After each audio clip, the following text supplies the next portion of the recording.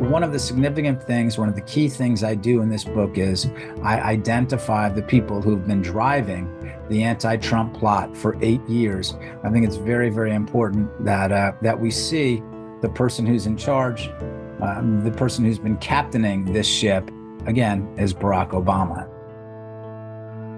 This is CBS Eye on the World. I'm John Batchelor, and I welcome my colleague Lee Smith, the author now of a new book, Disappearing the President, Trump, Truth Social, and the Fight for the Republic.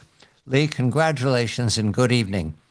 We've talked over the years about your time in the Middle East. We've talked over the years about the excitement of being a journalist, and my radio show was always eager to talk to you. But now we're focused on a piece of history that's incomplete, but you put together the predicate so we can have an understanding of the direction now within weeks of the second term of Donald Trump. I want to begin this with a report that's as up to date as your book.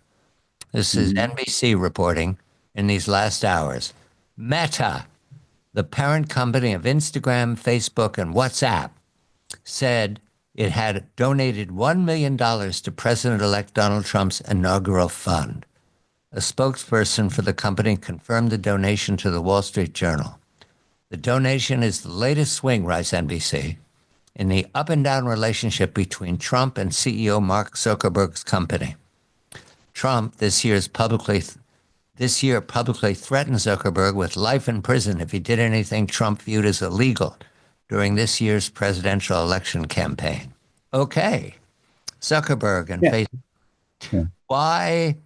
Why do we need to focus on this? What does the dinner between Mr. Zuckerberg and Mr. Trump reveal to us about your book? Good evening to you, Lee. Hi, John. Good evening to you. Well, my book, Disappearing the President, opens with President Trump, now President-elect Trump, as well as President Trump, talking about how he was silenced by Facebook, by Twitter after the 2020 election. And he goes and he talks about his relations with Mark Zuckerberg. Mark Zuckerberg is an interesting figure in the world of big tech. I actually believe that Zuckerberg would like to play it a little more naturally, a little more honestly, but he's as I report extensively in the book, Zuckerberg has come under a lot of pressure from the left, in particular Barack Obama.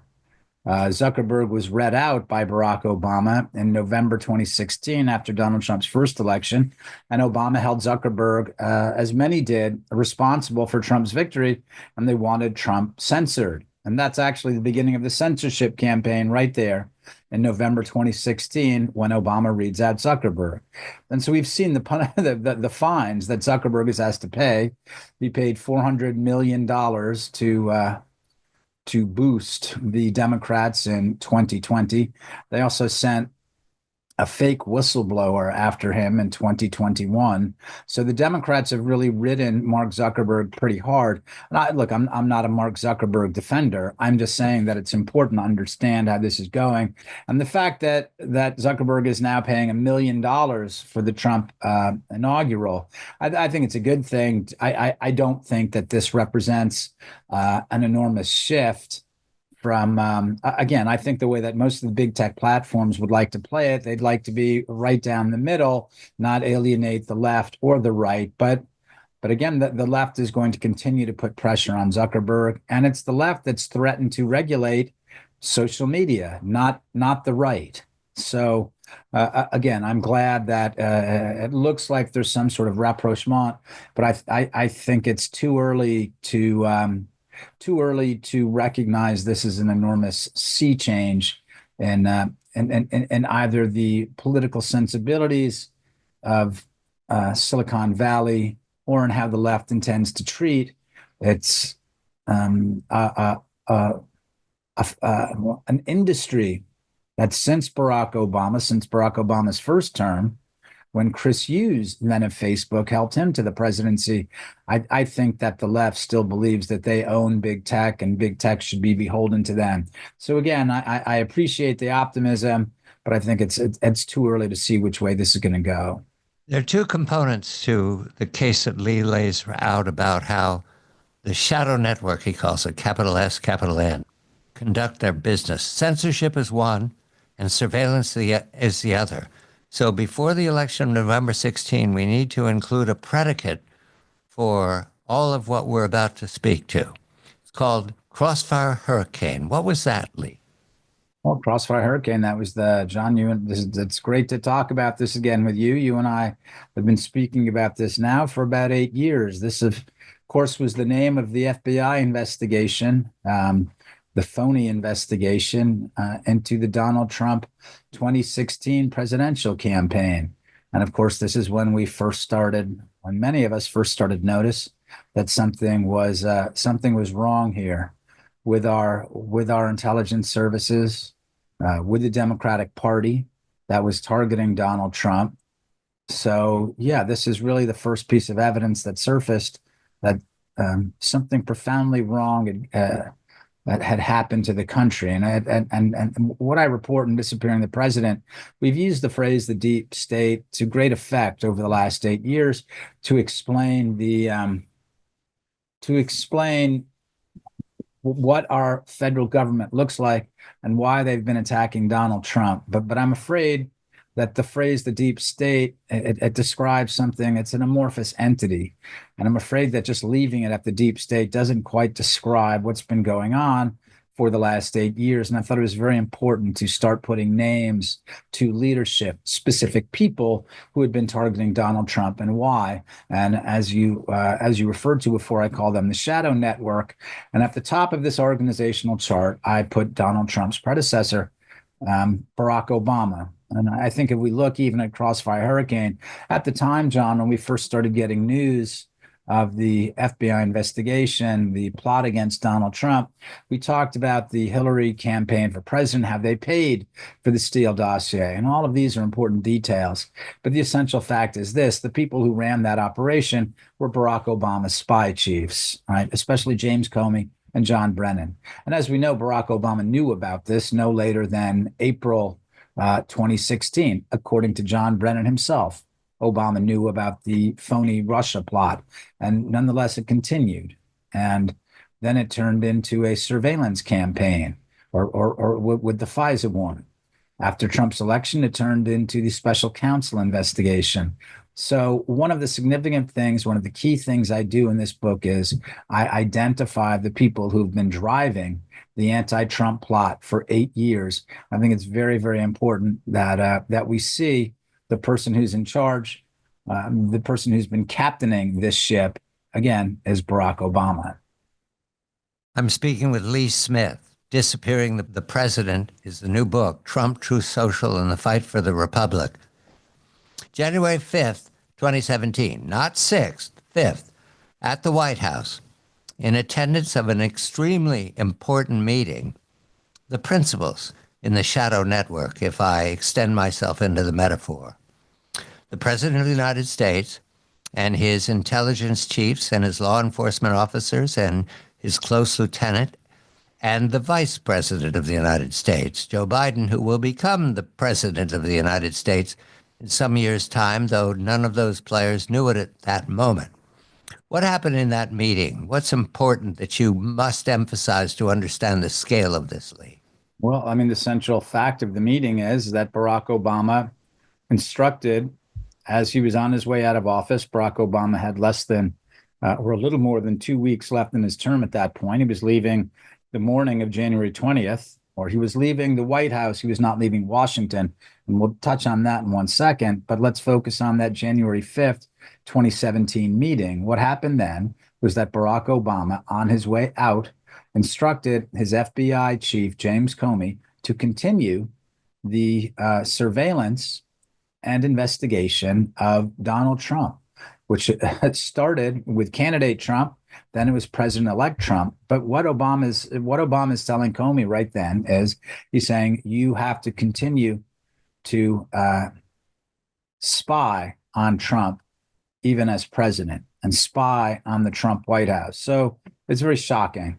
So people, I think it's important, John, and I appreciate you doing this, underscoring the fact that the real day of infamy is not January 6, 2021, but it's 4 years and a day earlier, January 5th, 2017, because that's really when the plot against Donald Trump is set in motion, right? This is when Trump is about to become the president of the United States. That's the plot against the president right there. And it's Barack Obama who's directing it.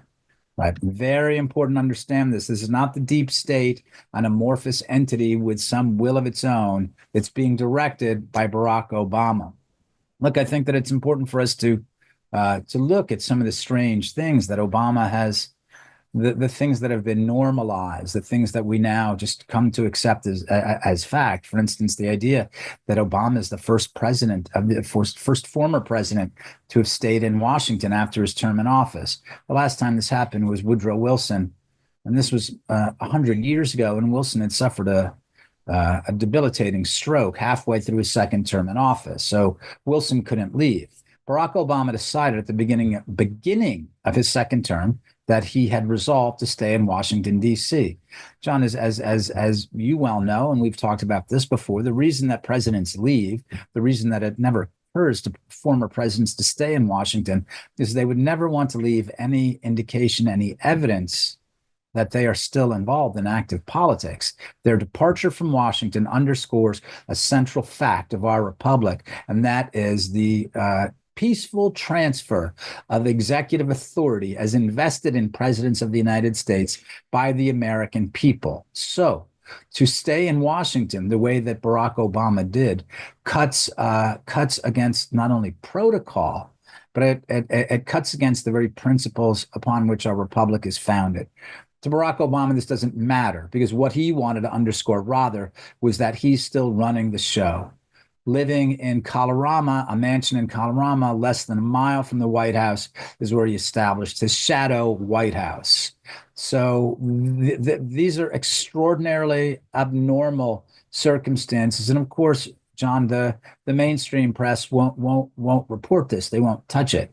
They all know that it's very odd. They all know that this should not be happening, but they won't go anywhere near it. Let's speak of a cowboy hero. His name is Devin Nunes. He inherits the House Intelligence Committee beginning in the term of 2017. And he hires a staff, and he's got a majority and minority around him, and they do their work very diligently. And some of their work turns up information that they had no reason to believe existed. But there it is. Information that it is the opinion of the intelligence community, at the time that was FBI, CIA, that there is a Russian operation, information warfare, that has not only influenced the 2016 election, Devin learns this theory, but also that it has as an operative, a stooge, a recruit, the President of the United States, Donald Trump. That's the allegation. Devin and his committee, and he hires a researcher named Kash Patel, spend the year 2017 investigating this behind closed doors. And then we come to the Nunes memo. What is that, Lee? What did Devin commit himself to in the winter of 2018 after a year of investigation? Well, the Nunes memo, I mean, this was a report written mostly by Donald Trump's nominee to run the FBI, Kash Patel. So Kash was one of the lead authors. There were a few others who were involved in it as well. But what the Nunes meant, what we refer to as the Nunes memo, we might well call the Kash memo. That was really a report of some of the research that they'd done getting to the bottom of Russiagate, explaining what the Steele dossier was, how it came about, and how the FBI used this to get a surveillance warrant to spy on the Trump team. And this was a very, very important part of their work. But look, they came up with another important work as well, which I imagine that Kash will declassify or will argue to have declassified, and that's the Russia report. So there's a lot of important work they did, but right now we only have a part of it, and that's the Nunes memo, which is very important. We remember how the press dismissed it, how the FBI didn't want to see that come out. The DOJ didn't want to see it come out. But they finally got it through, and it showed the work that they'd done, and it showed the corruption at the heart of the FBI's investigation of the Donald Trump campaign for presidency. Devin Nunes makes it very inconvenient for the team to continue their investigation, their manipulation of surveillance and censorship. Very difficult for them unless they have an explanation. The explanation was launched that the Nunes memo is partisan document, not a revelation of facts. And one of the major players now in participating in the shadow network is Adam Schiff. What was his part, Lee? Well, Adam Schiff played a key role on the Hill, right? I mean, he was Congressman Chairman Nunes' foil in lots of ways, and then he moved to block his investigations. He was really the guy on Capitol Hill who was running point for the anti-Trump plot. You know, he did this not only with Russiagate, but he also did it with the impeachment as well. And you know, we're now hearing reports that now Senator Schiff may be looking for a pardon from outgoing President Joe Biden, which I think is interesting. Which I think is interesting because I think what they're doing, anyway, the way that these pardons have been reported, it looks to me like it's more Russiagate, right? These are not just defensive pardons; these are also offensive pardons. We talk about Liz Cheney, Adam Schiff, all these people in one way or another have been involved in pushing Russiagate, right? So the way that you can understand the pardons, or the way the narrative of the pardons, if we want to put it like that, is. I think that what they're trying to argue is, yes, we have to pardon them because Donald Trump, at the instructions of Vladimir Putin, is going to target all these people. So I believe that, I believe that pardon gate, if we can call it that, is constructed to be an offensive weapon as well as a defensive one. But we'll see how that plays out. That's just what it's looking like to me right now. We're racing ahead to the election of 2020 and something called the laptop. Lee Smith is the author, Disappearing the President, Trump, Truth Social, and the Fight for the Republic. It is the campaign of 2020. The President of the United States versus the former Vice President of the United States. And at that point, we have to make some decisions about the shadow network. How are they going to deal with revelations that may or may not come out of the Trump White House? Well, it turns out the revelation that they most have to worry about doesn't come out of the White House, doesn't come out of the government. It comes out of Rudy Giuliani, who they've been watching through their surveillance network for some time. What does Rudy know, Lee, that the Obama shadow network needs to deal with? Well, I mean, it's important for people to keep in mind that Rudolph Giuliani is one of the greatest investigators in American history. So he wasn't just a prosecutor and a great mayor. I mean, also he's a terrific investigator. So the former mayor of New York really sunk his teeth into what was happening. He was working as Donald Trump's lawyer, and he got a tip about what was going on in Ukraine. And so he really started investigating what was going on there. And it was around the time that Donald Trump asked Giuliani, asked the former mayor to represent him, that the FBI put Mayor Giuliani under surveillance. So they knew who he was speaking to in Ukraine. They knew what he was learning about the Bidens in Ukraine. So they've been following him for months. And again, this is something, John, I think that somehow we need to shape the context for this correctly, because in a way we've become accustomed to so many bad things happening in our country, so much corruption, right? So many violations of American norms. And we just speak about this. Yeah, well, of course they were spying on Rudy. I mean, it's obscene that they were doing this. It's also terrible the way that the way that the way that they've lashed out at Mayor Giuliani. They've heard him now, but that's another discussion. But yes, so that's how they found out about. Presumably, it seems that's how they found out about the laptop because they'd been spying on Mayor Giuliani. And um, so they'd been planning to block that laptop for many, many months. That's why they were going to Twitter. That's why they went to Facebook, said, yeah, there's going to be another there's going to be another Russian operation here, and we're warning you, just like there was in 2016.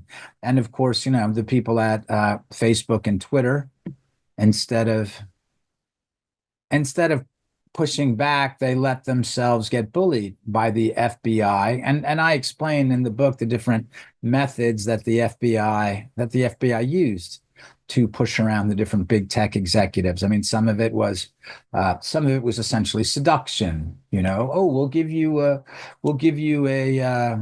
security clearance, temporary security clearance. You're part of Team America. You're one of the good guys. Here's a badge. You'll be with us. So part of it was seduction. Part of it was threats. We are, after all, law enforcement. If you don't cooperate with us, you could be in big trouble. And of course, there's the political stuff standing behind it. If you don't cooperate with us, the political party that that we represent, namely the Democrats, they will regulate you out of existence. You will no longer have a business model. So it's in your best interest to cooperate with us. And so that's really the story behind Hunter Biden's laptop.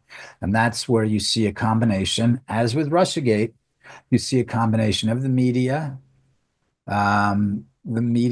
as well as the American intelligence services. And that's really the core right there of all of these serial operations, John, that we've seen. You have either media and social media, as well as the intelligence service representing political interest, typically those of the Democratic Party. So that's really the core of Russiagate. And that's what we saw with the Hunter Biden laptop story, too. And again, another episode, as we saw in 2016, of election interference, right? So 2016, that presidential election interference, FBI. And in 2020, more FBI election interference. Part of it had to do with Hunter Biden's laptop, but there were other ways in which the FBI and other government agencies interfered in the 2020 vote. There were friends of the FBI in place at Twitter. There were friends of the FBI in place at Meta. All of that managed to make certain that information about the story published in the New York Post didn't get out. But that's one example of surveillance and censorship working hand in hand. And you need to go to one that's even more suggestive, and that is the COVID-19 pandemic. March 16th was the day that we were told to shut down for a number of days to stop the spread. However, that becomes a very useful tool to make certain that Joe Biden can be advanced as a candidate. How did it work, Lee? Well, I think that though he hasn't publicly, I think that Donald Trump would probably recognize this was a mistake to have shut the country down for 15 days, the 15 days to slow the spread, because what that really did was that helped his opponents shut down the economy. Remember, this was the big fight. This is what COVID was supposed to serve to. COVID was a real thing, right? It was a respiratory illness. Now, as we've learned, it's effectively the flu. But COVID was used as an instrument for two separate purposes. One was to rationalize the new voting procedures that facilitated election fraud, right? Before 2020, everyone recognized that mail-in ballots, right, that was a problem for election integrity, right? We talk about the 2005 Baker-Carter report saying that mail-in ballots are not good. Right. But by 2020, all that's flushed down the memory hole. And now mail-in voting is the best thing that's ever happened to America. Right. So that was one purpose of COVID, or how it was instrumentalized. The other way it was used was to destroy Donald Trump's economy. was to keep everyone at home and to keep everything locked down, right? And this is why Donald Trump, at a certain point, urged people to reopen the economy. But of course, none of that was happening in the blue states or the blue cities, not least because Barack Obama had counseled blue city mayors not to open up. Right? What did he say? He said, well, we need to have universal testing, which is absolute garbage. Why do you need universal testing? You don't need universal testing. It should have been treated like the normal flu. If you're sick, you stay home. Right? If you're elderly and you're really in danger from this respiratory illness, then we'll come and attend to you. But everyone else, just stay in bed, sleep it off. You might be there for a week or maybe more. It seems to be hitting some people hard. But remember, this was instrumentalized to push Donald Trump out of office. And Also, to censor people who said what you did just said, Lee. One of them is about to be the leader of the National Institute of Health, Dr. Bhattacharya. Yes. So one way, this is resourceful on the part of the opponent, the opposition. They use it one way to keep the economy bottled up, and the other thing that it becomes useful is the way Joe Biden campaigned, which was from the basement of his home, and that all leads to the success of Mr. Biden at the polls. He becomes president of the United States, but now it gets even more interesting because Donald Trump is supposed to go away, and he doesn't go away, and therefore the shadow network has to reorganize itself to keep Trump from a success in 24. They were not successfully, and do we know yet? It's early. Do we know yet how they failed? Because Barack Obama was out there personally pushing the line that you must vote. There were the smears of former President Trump included his fantastic language. I puzzled about it at the time. I mean, Lee, there's that game that comes from the late 20th century. The first one to bring up Hitler loses the game. Yeah. Mm-hmm. That was so routine. And towards the end, I stopped taking notes.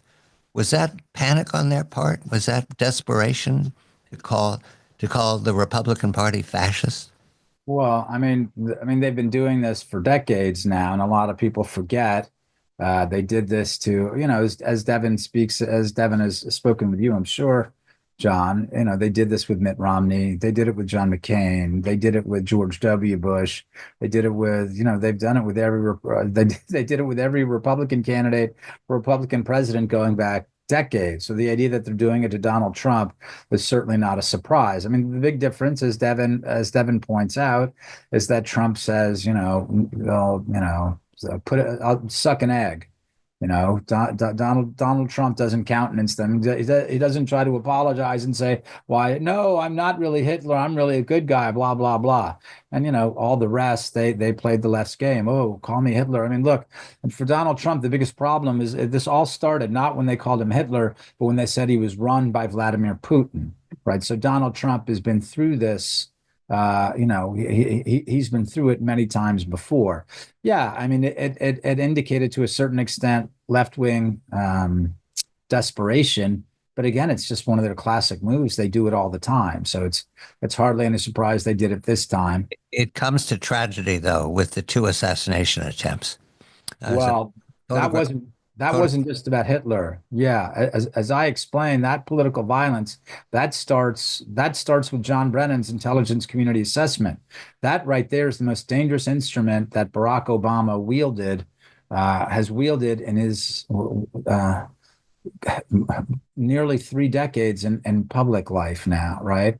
Talking about the Senate, his time in Illinois as well. Let's remember, John, and you covered this very well, the intelligence community assessment produced by John Brennan, which was released again on January 6th, 2017. And what did it say? It said that Donald Trump was helped to the White House by Vladimir Putin. So, I mean, it's shocking once we understand this in the appropriate context, what that did, because what that did, it said it not only delegitimized Trump's presidency, it delegitimized Trump's supporters. It said all of these people who voted for an agent of Vladimir Putin, at best, they're unwitting dupes. At worst, they're willing conspirators in an operation to destroy the United States. So that's where the political violence starts, with Barack Obama dividing the country with that profoundly dangerous assessment.